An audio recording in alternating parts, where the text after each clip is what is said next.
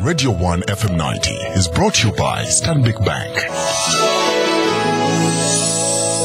A very warm welcome to Spectrum on Radio 1. My name is Edmond, Kizito, your host. Tonight on Spectrum, it's the eve of the election day in Uganda. What is the final take on the exercise by religious leaders in the country? What should the voters watch out for as they prepare to cast their vote tomorrow? Well, tomorrow, Uganda's eligible voters will cast their votes to determine the leadership of the country for the next 5 years. Official campaigns closed yesterday, and now the focus is on the process of voting, the tallying, and the subsequent declaration of the votes, the results. The campaigns have been generally free of violence, but there is still a lot of concern and questions about what might happen on polling day and after the announcement of the results. Police has allayed any fears of possible violence, warning all political parties to restrain their supporters from confronting one another. As part of their efforts to ensure peaceful, free and credible elections, religious leaders overcame all barriers to set up a task force which has engaged all stakeholders in the process. Another group, the Citizens Coalition on Electoral Democracy in Uganda, or CEDU, has been running a campaign dubbed Honor Your Vote to ensure that Ugandans vote basing on key issues and avoid being misled through bribery and intimidation. While briefing local and international media today, the Electoral Commission Chairman, Badru Chigundu, indicated that the Commission is fully ready to execute its duties and that all kits have been delivered to all the 23,968 polling stations countrywide. He further emphasized that voters will not need voters' cards, stressing that they will be identified through the National Voters Register, which the opposition continues to question. The National Tallying Center for the presidential vote has been set up at the Nambole National Stadium, where a modern electronic results dissemination and tallying system has been installed, moving away from the manual data entry system that was used in the past. While the Electoral Commission has indicated that the final result will be made public within 48 hours according to the law, the opposition Interparty Cooperation has also indicated that they will host their own computerized tallying system, an actual center, and have the presidential result announced by midnight tomorrow, Friday. This is viewed by many as a recipe for conflict should the two sides have different results. Our guests tonight, Bishop Zach Niringye, Chairman of the Interreligious Council Taskforce on the 2011 election. You're most welcome, Bishop. Thank you. We're also joined by Mr. Gwada Ogot from the Citizens Coalition on Multiparty Democracy in Uganda. You're most welcome, Mr. Ogot. Thank you and good evening. Bishop Niringye, what is your assessment of the run-up to the polls? That's a big question, assessment. I couldn't pretend to be able to answer it really, because I haven't been to the north or to the east, to the south, to the west, to the central. So I really couldn't claim to give you an assessment. But I can only say that as the Interreligious Council, we have been working over the last 3 months very in a concerted way with other stakeholders and actors, really focusing on peace, focusing on working for violence-free elections.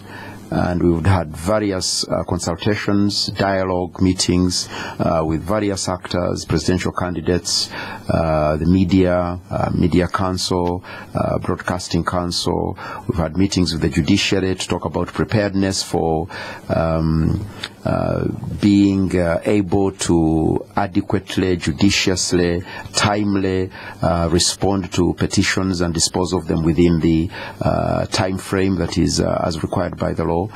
We've had conversations with security agencies, specifically several with the Inspector General of Police on ensuring security. Did I say we've had several meetings with the Electoral Commission, both engaging with them on issues issues, questions that are being raised by the other stakeholders, but also bringing our own concerns and also being able to hear their own concerns and questions. So in each of these meetings, we've sought both to listen to the questions, concerns that these different actors and stakeholders bring, as well as bringing to their attention some of the questions, concerns. And I think I can say that the message has gone through. We did a national peace rally at Kololo. We had regional peace rallies and prayers all over the country. We have regional task forces which have been coordinating these faith-based initiatives.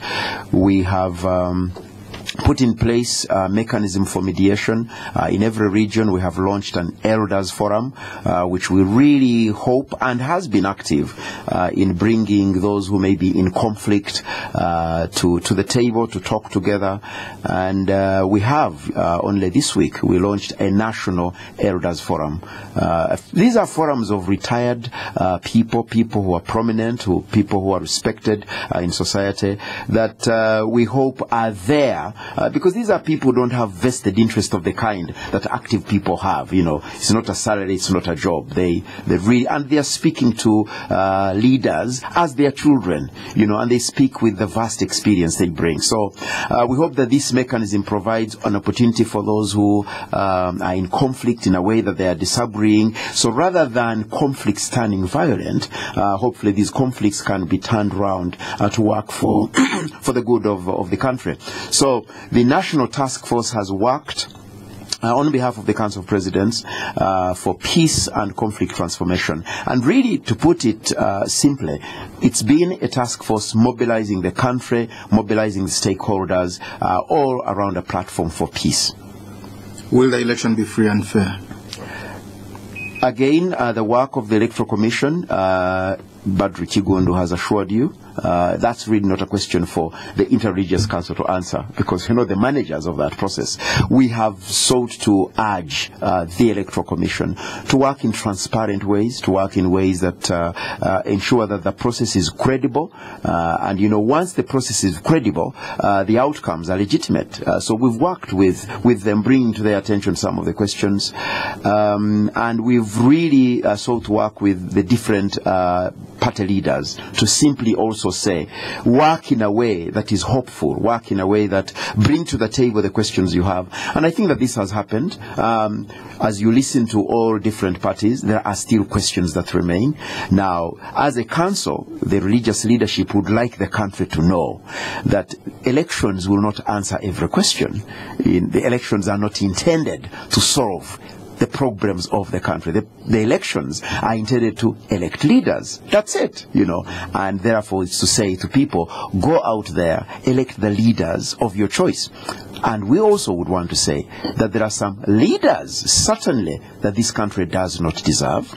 You know, leaders who speak violence, leaders who steal the coffers of this country. The religious leaders are very, very clear that voter buying, bribery. If leaders come to you and they think they will be legitimate because they are buying votes, you should reject them right away. It means they really don't deserve to be leaders, you know. But we also say to the electorate, for goodness sake, don't sell your vote. For goodness sake, if you sell your vote, you have yourself to blame. If the next time round they don't do anything, because you see, the politicians will tell you, I paid for it. I finished the transaction. Right. So we say both to the leadership and to the electorate, work, deal responsibly, work for peace, work peacefully, you know. It's not enough to work for peace, but work peacefully. Work in ways in which each one of us is really taking seriously the responsibilities. Leaders must lead, and those who are being led need to hold the leaders accountable to ways of leadership. Mr. Ogot, from the Citizens Coalition on Multiparty Democracy in Uganda, what's your assessment from your vantage position? In regard to what particularly? Well, the run-up to the polls, the entire process. What's your assessment? Well, so far as the Citizens Coalition for Electoral Democracy in Uganda, what we have observed very strikingly is that we have noted more problems in regard to individual candidates than with the Electoral Commission as an institution per se. Then we must say that there has been mass improvement in terms of in various areas that we must point out. One area has been the process of